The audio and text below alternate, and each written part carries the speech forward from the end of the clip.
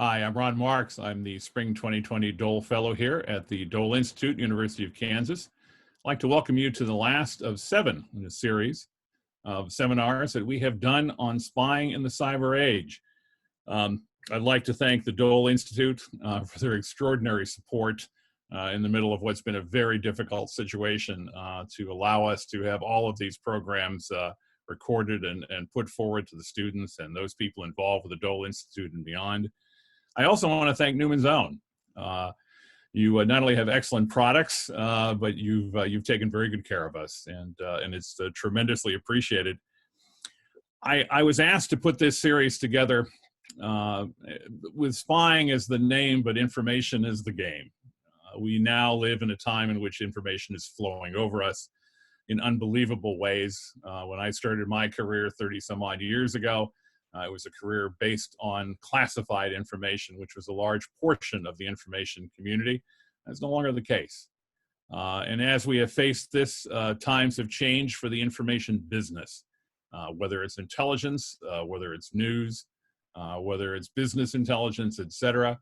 It has affected us all. So the idea was to have a group of people come in who could talk about exploring the collection, the gathering, the sense making of information in the cyber age. And we've done that from a couple of different angles. We've had someone in from the intelligence community of the United States at $86 billion, the largest information business in the world, to talk about what kind of people they're looking for in the future, living in this cyber age, what kind of training, what kind of education. We've talked to people who have been part of the policymaking process, who've had to live with the information in the past, but are now in a very different position, whether they be in the public sector or the private sector, of having to react to information analysis, especially when they've got plenty of opportunity to do their own. What is it they're expecting of people who are now in the information analysis game? We've talked about the legal aspects of this. There are no borders or boundaries on the internet, plus or minus a bit. And the plus or minus part comes, as we have seen recently, when nation states have begun to reassert themselves in cyberspace, whether it be Russia or China, or for that matter, the United States, and what the rules are and what the multilateral rules are, and the balkanization of the internet as different rules in different places. We've talked to another expert on open source intelligence, one of the real founders of the industry, and talked about how all of this has exploded, and again, changed the kind of analysis that's being done in the United States intelligence community, but also by businesses and others involved in the information business. We also had an opportunity to talk to a young reporter who is now facing the world in a very different place in time. And she talked about her experiences now where she is competing in a world where her business, Yahoo, is now an equal of, say, the New York Times, and what that means to her and what her face has to be in this information age in terms of multi-platform and her ability to work on a 24-hour basis now instead of just news in the morning, perhaps, and news in the afternoon. We have an excellent opportunity today to discuss with someone who's a true expert and friend in the industry of information analysis. Certainly, he's lived through what would be politely referred to as the democratization of journalism, the last 20 years in particular, of information gathering, sense making, et cetera. What does that mean now to be an editor in the cyber age? And we have our guest today, Mr. Shelby Coffey, former editor of the Los Angeles Times, vice chairman emeritus of the Newseum. And as I always do on these shows, I always promise that if someone has a book out there, I will get it out front and center for them. So on Amazon, you will find the book, Best Practices, The Art of Leadership in News Organizations.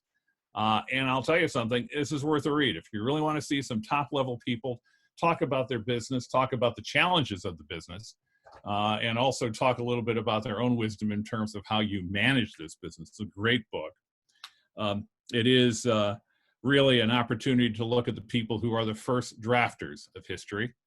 I say that in honor of a good friend of Mr. Coffey's, a fellow by the name of Ben Bradley, who's the editor of the Washington Post for years. You may or not be familiar with him, depending upon how old you are, but an excellent man. Shelby, very briefly, in terms of his career, not only at the LA Times, but also in the television business, both at CNN, as well as being executive vice president at ABC News. So someone who's been expert across several platforms. This is a man who's not only been named editor of the year by the National Press Foundation, but when he was guiding the Los Angeles Times, helped them win a number, I believe 3 Pulitzer Prizes. I'll let him correct me if that's not right. 5, but who's counting? 5, but who's counting? That's all right. You're entitled to claim them all. And serves on the board of the museum, and also as an advisor for one of the largest both lobbying as well as analysis firms in the world, APCO Worldwide. And we can talk about that perhaps in a little bit. So, Shelby, I can't thank you enough for coming through in a very peculiar time. Thank you for taking your time today from your home, and really appreciate having you here. My honor, Ron. Thank you very much. One of the things that we like to do, given that this is based at a university, is take an opportunity up front to ask people how they got into the business. I know you came from a political family, lawyers. How in the world did you get involved in the newspaper business? What was the draw, and what were the inspirations? What was to some extent the training, I guess, maybe the best way of saying it, that drew you into all this? I was lucky because my grandfather had been a United States Senator. So Washington was always a shining city on a hill. This was back before it became the swamp. But in fact, it had always been something of a swamp. But I went to the University of Virginia, and while there, the Washington Post needed a freelance writer to write about some of the goings-on in Charlottesville. And since I'd written for the literary magazine, a friend of a friend said, "Why don't you try?" And this was back in the good old, bad old days of Tom Wolfe and the new journalism. He was just starting out.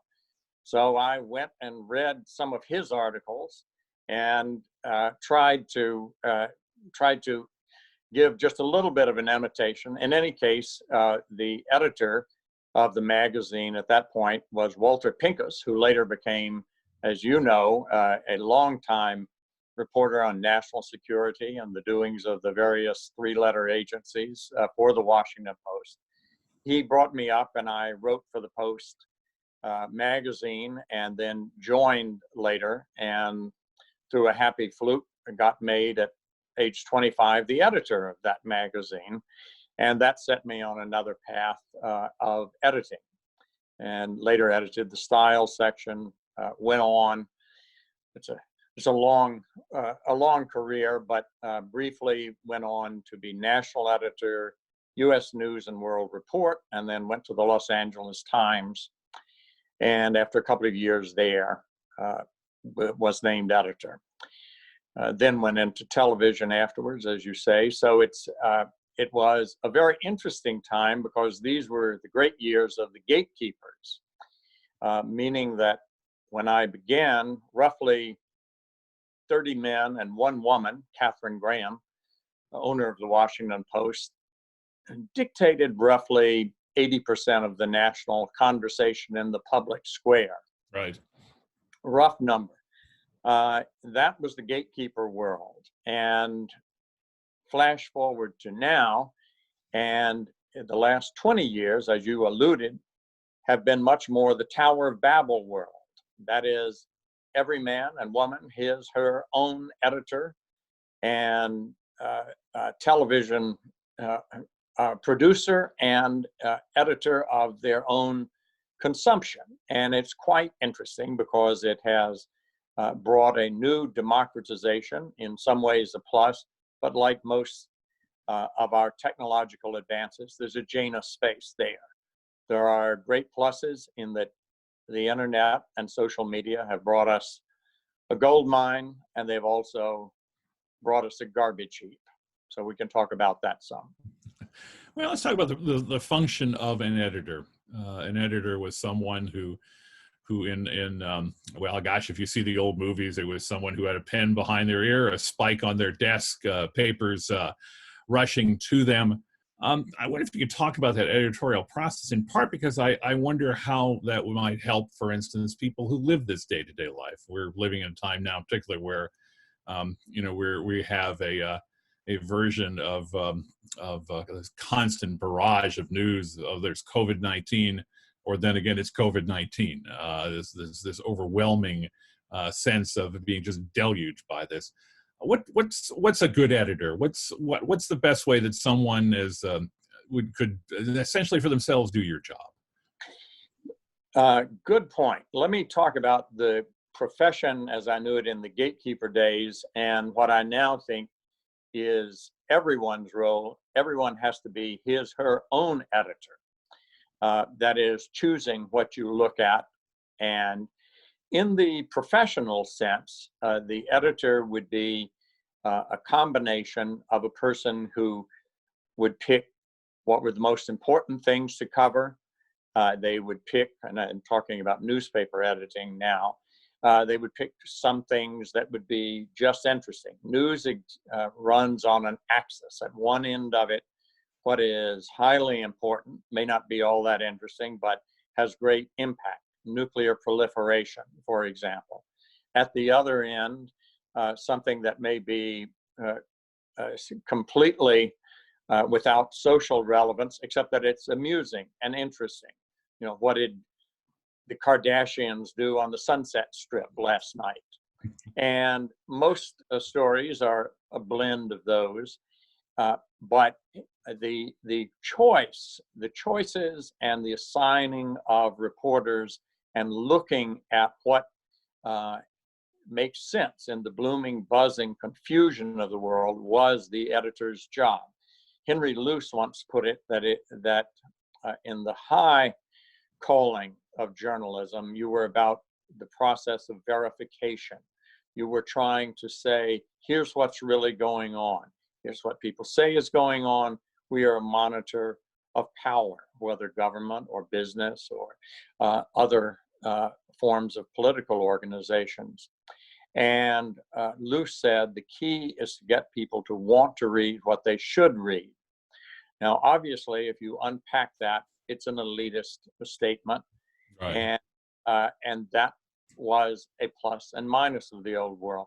In the new world, how do you be your own editor is a question everybody has to choose. And so one of the things I try to suggest to people, and I do myself, is that I have a certain number of trusted sources that I've seen over time generally get things right. That doesn't mean that every organization that I'm looking at is going to get everything right, or that their interpretation of it will be. Reality is a difficult thing to put into words and images, and you have to accept a little humility both in the production and in the consumption of it. And so looking at some of those trusted sources, and then in my view, it is good to look at people, to look at news products that are the opposite. Turn it upside down. If you're a strong liberal, every once in a while you should listen to Rush Limbaugh, or you should look at Drudge, and that gives you a way of getting out of what is known as the filter bubble. The filter bubble, just one word on them, that has been greatly exacerbated in the world of the internet and social media. A filter bubble means that if I'm strong on climate change and we must do more about that, I will begin to narrow the news sources that I look at. I'm looking at people who share my opinion on this. It's human nature. Who do we choose as friends? Generally, not as many people who are going to say you're full of it as we probably should. But the filter bubble is exacerbated by the algorithms. So every click, every Google site you search that you have done, every site you've clicked on is kept in the cloud. And the algorithms know what you want, and they are going to give you more of it. And most people are quite happy to go along with that. If I like conspiracy theories, about 5G towers causing the COVID-19. I can get more of that than can be imagined, because the people on the other sides of the screens we are looking at have a deep vested interest in putting out something that is addictive and repetitive to our interest. There's a lot of money in that, and we are off on a very unusual experiment in human consciousness as to what this means. This, to some extent, though, hasn't been the first time around. You have discussed before in some of your writings how the 19th century, in many ways, with proliferation of papers, and so on. What do you talk a little bit about that? Because we came to a period in which objectivism and reporting became important, but we really did sort of wander into that. I mean, that was sort of a long time of coming. Can you talk a little bit about that, because that was really, in a lot of ways, the foundation of the 20th century approach to information gathering and analysis. Yes, very interesting area to look at. America, the founding fathers basically launched a gamble in human psychology. We were the first country to say freedom, not just freedom of religion, but freedom of expression, freedom of speech, freedom of the press. And their idea was that the marketplace of ideas would contend, and it would, and to some extent, be a safety valve for all of the different contending forces that came to America. We were the first country really founded on a set of ideas rather than blood or geography or nativity. Benjamin Franklin, one of the wisest of the founders, made sure that the postal rates were rigged so that newspapers could disperse widely over the colonies and, as it expanded, rather cheaply. Now, the semi-expectable but slightly unexpected version happened that anybody who hung out his shingle could be a newspaper publisher. And all that mattered was, could you get enough people to put pennies in the jug to keep you in business? Right. And it leads me, if you'll indulge me one moment, into one quote from Thomas Jefferson, the beloved, whose university I went to, the great marble man of Charlottesville. And Jefferson said, "Were it left to me to decide whether we should have a government without newspapers or newspapers without a government, I should not hesitate a moment to prefer the latter." Now, that was in 1787. So comes the revolution. Everyone has the opportunity to start his own newspaper, and we descended into very much like just what we have right now. Right. Meaning all sorts of factions, conspiracy theories, non-factual reporting, as well as some quality pamphleteering. It was so bad that at one point George Washington, father of the country, wanted to renounce public life. He was seen as an agent of England or a self-dealer, you name it. You could print anything. Nobody had quite seen this.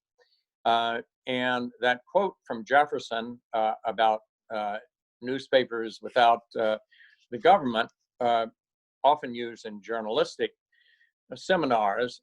However, by 1807, Jefferson, in office, was singing a different tune because a rascal muckraker named James Callender had exposed his longtime affair with his slave, Sally Hemings. Oh, dear. To complete outrage and amazing material in half of the country. The other half, Jefferson's half, you didn't see anything about it. So by 1807, Jefferson was saying, nothing can now be believed which is seen in a newspaper. Truth itself becomes suspicious by being put into the polluted vehicle. Sounds like fake news to me. Oh, well, and there you have it. One of the things I did when I first came to Washington on the advice of Don Graham, whose family owned the Washington Post, was to make sure, he'd been given this advice by one of the village elders here, make sure you read ancient history sometimes, because we all in Washington get caught up, especially if you're involved in news, get so caught up in the arguments and crises of the day that we think everything is as if it's happening on Earth for the first time. And in fact, what you find is that fake news, the Romans were slapping it up on the forum with papyrus. They had two matters of great interest to the early news hawkers there: divorce and crime. As you go forward in time, one of the major ways a Vatican election for the Pope was decided was one composer of dirty lyrics began to post on the walls of the city terrible things about contenders he didn't like. So much so that became a tradition. It was there in France. There were in England. There were small, dirty, one-page writings that were passed around among the cognoscenti at the coffee houses, and so there's always been an interest in the unusual, the lowdown on higher ups, as we used to call it. And now what has changed with what changed in the early 20th century was a very interesting political dilemma. Right after the Russian Revolution, some of the mainstream media reporters were taking as gospel what the Bolshevik government was telling them. Walter Lippmann, who was then hard to describe who he was, but he was as famous as the most famous TV anchor, and yet seen as the greatest public intellectual. And presidents, including Jack Kennedy, would run their potential cabinet nominees past him. Walter Lippmann decided that we needed to take the elements of science and apply it to journalism. And this was a way of getting at the search for truth, a search that continues to this day with all sorts of complications. Lippmann said if you could take the scientific method by which, in brief, if you add chemical A to chemical B and reach 100 degrees, and I can show you how I did that, and you add chemical A to chemical B reaches 100 degrees, that is scientific method. It is a repeatable, verifiable experiment, and the theory behind it is proved right. So he said, why not apply this to some extent to journalism? And that was where objectivity came in, which the more respectable newspapers tried for, because it was a way of saying, we will give you the background on how we got this information, what the spin of the people were. We're putting it together. We're trying to give the other side, although, as I would sometimes mention when I was editor, sometimes there's even more than one side. It's not just a dichotomy. Right. As a result, that became, especially after World War II, the responsible way of doing things. World War II had changed America so that we were much more a nation of bigger institutions. The institutions had gathered forces and won the war and had changed America. And so at that point, you had the three networks, 4 or 5 big nationally renowned papers, and that the objective view became more the worry. Now, there was always a countercurrent underneath it, saying, "Oh, it's not really objective." They're putting Time magazine famously would put an unflattering picture of whoever they didn't really like. And even though you couldn't necessarily tell it from the copy, all you had to do was look at that picture. That was something.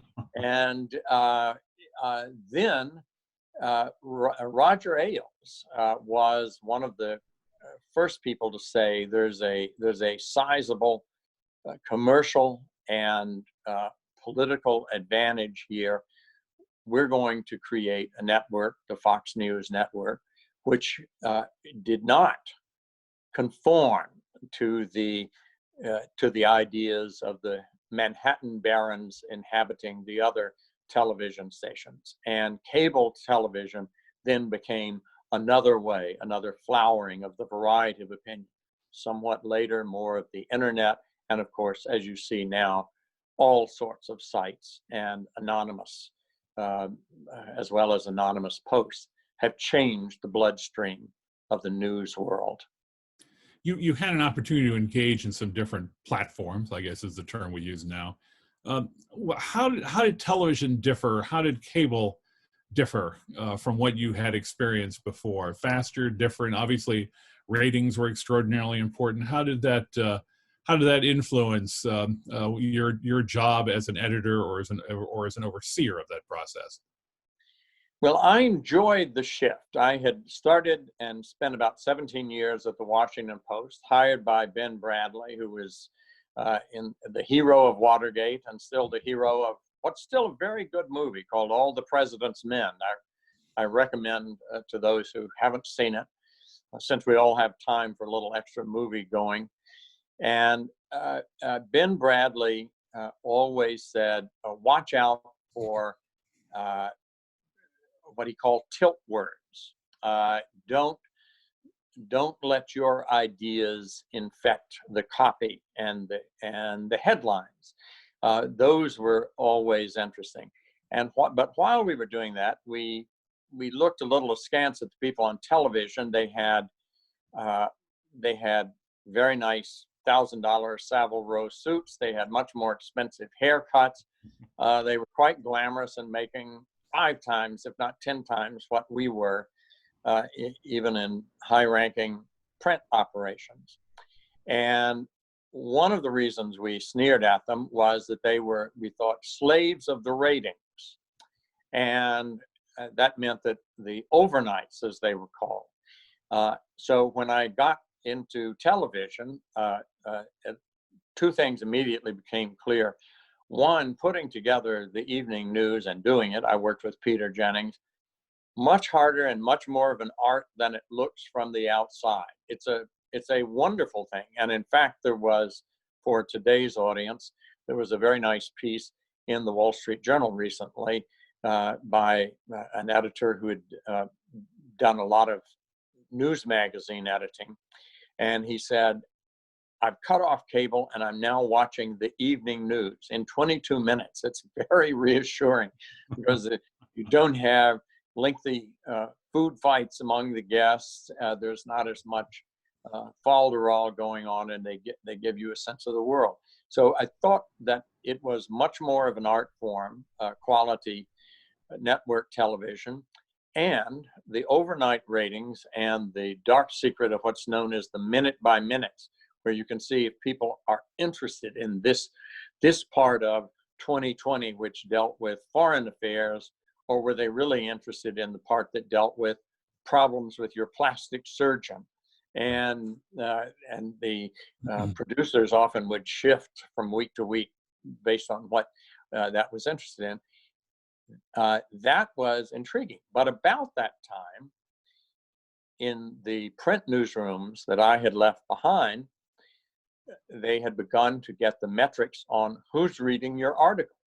Right. When I was at the Washington Post, our joke was, as long as my article is read by 3 friends and an editor, I have quote got the whole city talking about, and it was unprovable one way or another. Now,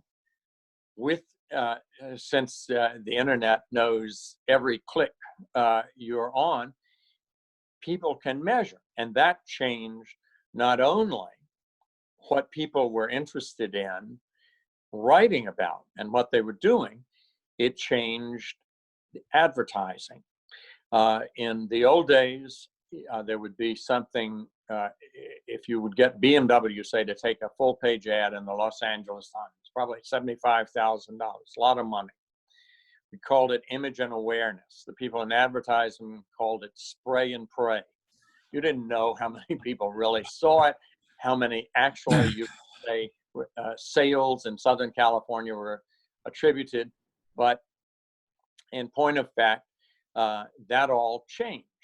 And now you had a different world, and it also showed up, say, in the 2016 election. I remember talking to a friend of mine saying, he was an op-ed columnist at an esteemed publication, and I said, you know, you write about Trump a lot. This was when we didn't think Trump was going to win, and so does everybody else on the page. And sorry to say, but it seems to me there are a lot of other important things going on in the world. And the guy is admittedly very interesting. Said, you know, you should see the difference between, say, a semi-serious column on infrastructure and the needs of that for the new administration, and what is the latest norm Donald Trump has cracked through and kept going at 100 miles an hour on the other side. And so see, it changes not only some of the subject matter, so you get more and more, even though we should be probably looking at a lot more stories that are undercovered. This is really the last question. We're about 5 minutes to go here. Would you tell a young person to go into journalism now? Is this something that you see as a future for them still? And maybe what qualifiers would you think before you sent them out that door with all of your experience and foresight in hand? Let's see. I'm so tempted to say things like marry a rich person first, or go into investment banking, and then go into journalism. At one point, when I worked when I was editor of U.S. News and World Report, it was then owned by a real estate mogul, and he had made a great deal of money, but he liked journalism. He wanted to own it. He owned the Atlantic at one point, and his consigliere was a lawyer who had done well in law practice, but nothing like the guy he and I worked for. And he said, you know, in our next lives, we should go make a lot of money in real estate and then go into journalism, because journalism's a lot of fun. But I would say, barring that,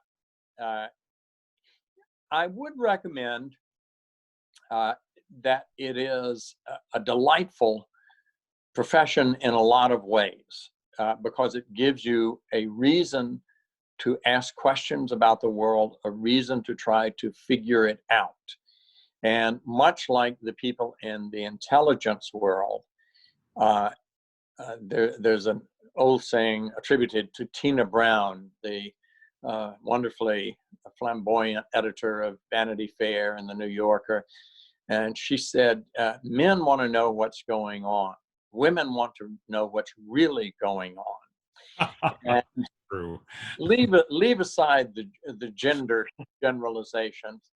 The best of the people I think in journalism, in history, in the intelligence world, in the business investment world, which I pay a lot of attention to, are always probing for what's really going on. There are lots of different ways, different methods, other ways to aim at that. And so I would say, yes, it's very good. Young people know probably better than we do, or we did at that age, that they are going to probably have multiple chapters in their lives. I'm 73, and so when I went into a profession, the thought was you'd probably spend 30 or 40 years maybe retire from the same place. That began to change, and now is goodbye. But you can see a lot of things in journalism, and it teaches a lot of skills. Not least, journalists have to become brands. And in the future of journalism, I know you wanted to get to a little bit to the future. I think that there will continue to be islands of excellence for high quality journalism. It may not be as broad and as mass as it had been, but the people in the business world, especially in government, in academia, there's going to be a sizable audience for high quality, and there's a good reason, and it's good work to try to make sense of the world and present it to a public that can then make the kind of policy choices, ideally, that journalism's constitutionally defined protections are meant for it to have as a monitor on the government as well as other institutions of power. Well, thank you, Shelby, very much for taking the time. This has been an extraordinary time. Fortunately, the technologies have been good enough, at least, to keep us all connected here. I'd like to thank a number of people here before we go. Again, a thanks to the Dole Institute, Bill Lacey, the director, and all the staff there who've really gone out of their way to make sure that these programs can happen. Newman's Own, who's been willing to finance this every step of the way, even when we weren't sure that it was going to continue. But lastly, I think I would like to thank someone whom I have now known for some 30 years, Senator Robert Dole. It's a funny town, Washington, D.C. I think for those of us who are the mice who run among the elephants, you always appreciate how you're being treated, how you're being viewed. And Robert Dole has been nothing in my life but an encouragement. I was proud to work for him. I enjoy his humor. I've enjoyed our conversations over the last 30 years.